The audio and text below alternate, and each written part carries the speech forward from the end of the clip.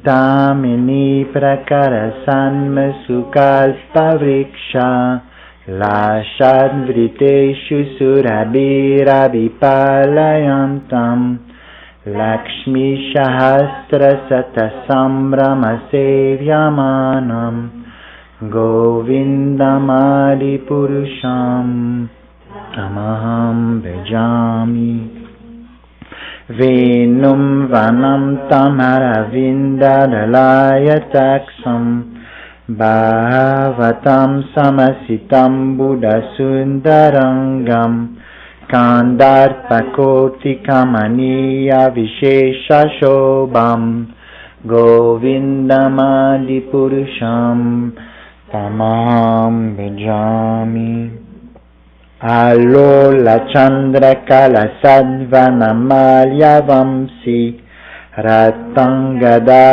Khanayakeli Kala Vilasam Shyamam Tribangalalitam Niyata Prakasam Govindamadi Purusham Tamaham Bhajami Angani Yasya Sakalendriya Vritti Manti Pashyanti Panti Kalayanti Chiram Jakanti Ananda Chinmaya Sadhujvala Vigrahasya Govindamadi Purusham Tamaham Bhajami.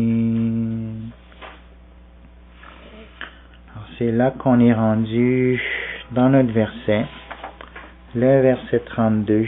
Angani Yasya Sakalendriya Vritimanti Pashyanti Panti Kalayanti Chiram Jaganti Ananda Chinmaya Sadhujvala Vigrahasya Govindamadi Purusham Tamaham Bhajami. J'adore Govinda, le Seigneur originel, dont la forme sublime est toute de félicité, de vérité et de réalité, et rayonne de la plus parfaite splendeur.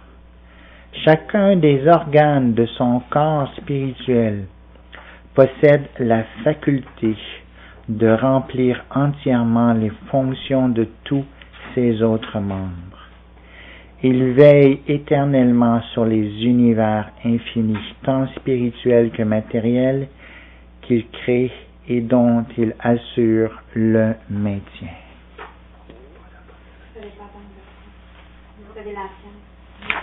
Ça, c'est ennuyant. On a pris la peine de faire une bien meilleure traduction.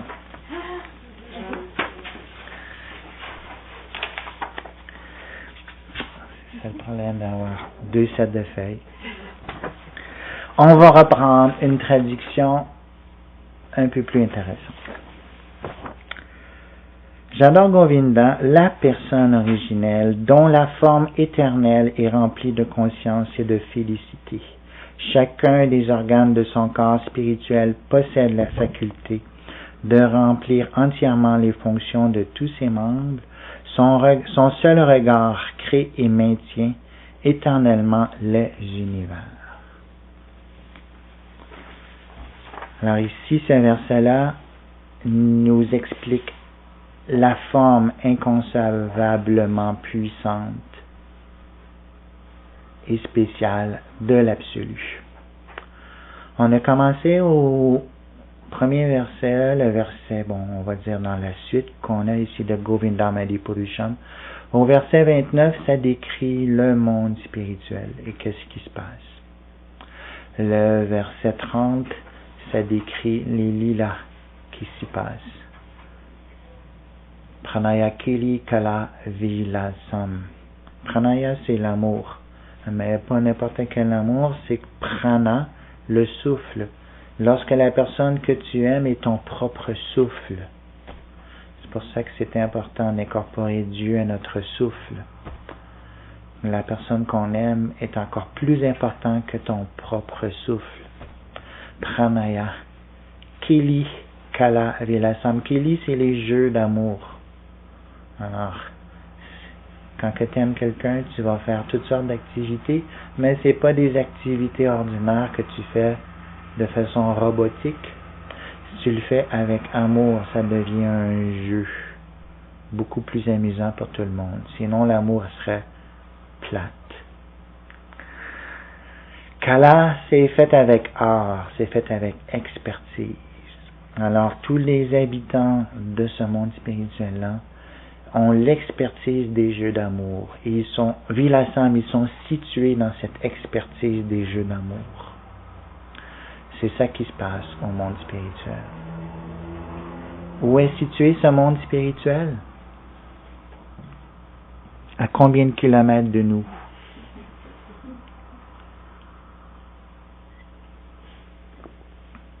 « 300 milliards. Quelle est la dimension de l'univers? Vous habitez un univers sans savoir sa dimension?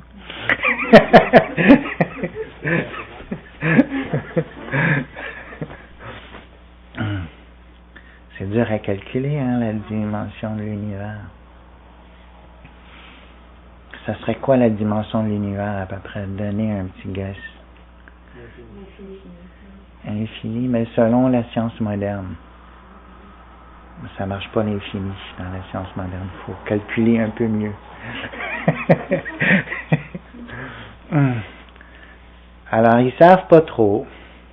L'hypothèse majeure, c'est qu'il y aurait un Big Bang qui se serait passé il y a plus de 15 milliards d'années. Alors, l'univers serait au moins 15 milliards d'années-lumière comme distance. Mais ils ne sont pas trop sûrs parce que dans les 300 millions de premières années, la lumière ne pouvait pas vraiment sortir de la masse qui venait d'exploser. C'était un fouillis tellement total que la lumière n'était même pas capable de sortir à ce moment-là. La lumière est sortie après les 200-300 millions d'années. On apprend sur la lumière. Et là, ça se promène à la vitesse de la lumière. Alors, la vitesse de la lumière, c'est quoi?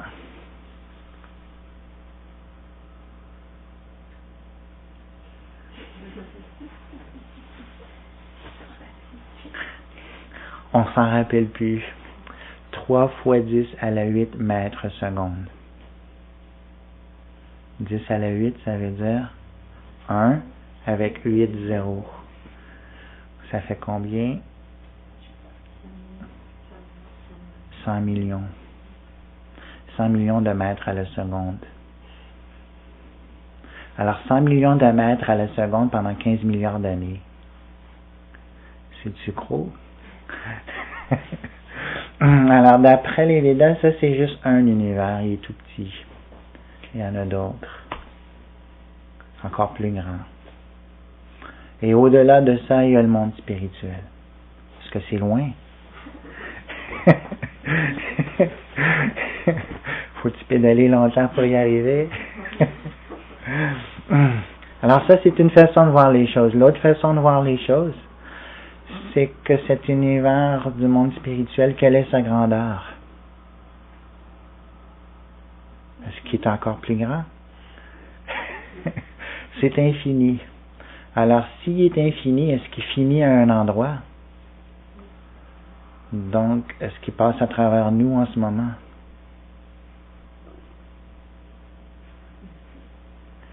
Est-il ici présent? Il est ici présent parce qu'il est infini. Il n'est pas limité par la matière, il passe à travers la matière. Est-ce que vous avez des exemples de quelque chose qui peut passer à travers la matière? À part les fantômes qui traversent les murs. Est-ce que quelque chose peut passer à travers la matière? Les rayons X sont légers. On peut voir à travers la peau les rayons X. Est-ce que la conscience est comme les rayons X? La conscience est-elle... Est-ce qu'on peut faire un rayon X de la conscience? On ne peut pas l'avoir ni rayon X, ni au microscope. Mais la conscience, est-ce qu'elle est présente dans votre corps? Est-ce que votre conscience est présente dans votre pouce?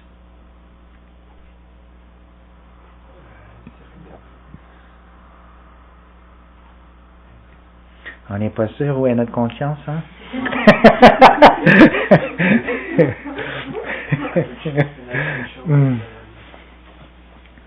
Votre conscience est-elle située dans votre pouce?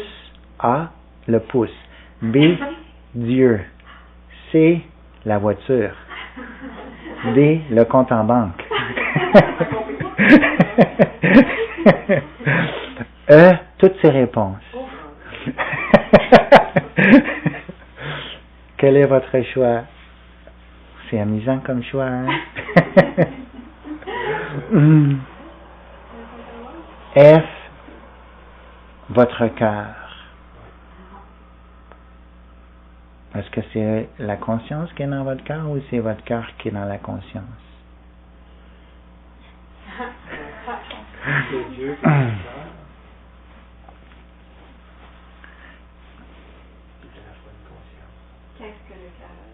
Qu'est-ce que le cœur? Qu'est-ce que la conscience? Alors, on va définir des termes. Alors, on a déjà parlé du mot chitta. Et on a décrit chitta, c'est le siège de la conscience. Alors, la conscience se manifeste dans le chitta. Et ce chitta-là est composé de manas, buddhi et ahankara. Dans le chitta, intimement lié est manas qui est le mental, buddhi qui est l'intelligence et ahankara l'ego matériel. Alors tout ça c'est relié ensemble. Alors, est-ce que votre mental est dans votre pouce? Est-ce que votre pouce est dans le mental? Est-ce qu'avec votre mental, vous pouvez être conscient de votre pouce? On fait un bon exercice, hein? Donc, il y a de la conscience et dans le mental et dans le pouce. L'âme individuelle qu'on est, qui est le jiva, pénètre tout le corps de la conscience. On est conscient facilement de tout ce qu'il y a dans notre corps. Par exemple, notre pouce. Si on se donne un bon coup de marteau sur le pouce, est-ce qu'on est conscient du pouce? Très rapidement. Normalement, on oublie notre pouce, mais des fois, on peut en être conscient. Alors, la conscience se manifeste dans tout le corps. La même chose, la présence de Dieu se manifeste à travers tout l'univers. Et le monde spirituel est infiniment présent dans toutes les directions. Le monde spirituel est aussi présent ici. Est-ce qu'on en est conscient? Pas toujours. Alors le principe ici, qu'est-ce qu'on fait? C'est qu'on essaie d'être conscient de toutes ces choses-là. Pour développer la conscience par laquelle on peut être conscient du monde spirituel, on peut être conscient de la dimension spirituelle, et on peut nous-mêmes participer au monde spirituel. On a le choix de participer au prochain concours de télévision, ou on peut participer au monde spirituel. Participer au monde spirituel, c'est avoir le même niveau de conscience qu'il y a au monde spirituel. Dans le monde spirituel, le niveau de conscience, on le décrit Pranaya Kelikala Vilasam. L'expertise dans les jeux d'amour, ils sont situés là-dedans. Si notre conscience est située dans un amour spirituel, on se situe peu à peu dans le monde spirituel. En ce monde-ci, et là on a notre billet d'entrée pour le monde spirituel. On n'a plus besoin de retourner dans un autre corps matériel qui limite notre conscience. Notre conscience est très limitée à ce qui a relation à notre corps. Mais lorsqu'on est plus limité par notre corps et notre mental, notre conscience aussi. est hors de ces limites-là. Alors, le verset qu'on étudie aujourd'hui, Angani Yeshe Sakanandiriya Vritimanti, décrit la forme absolue de Govinda qui, elle, est Ananda Chinmaya. Elle est faite de conscience. Chin, c'est la conscience. Maya, faite de. Alors, Govinda est fait de conscience et de félicité. Et la conscience qu'il y a dans le monde spirituel, c'est de se centrer sur Govinda. Govinda Adipurisham Tamaham Vijami. Tout le monde est centré sur la personne originelle qui est Govinda. Ça, c'est la conscience spirituelle du monde spirituel.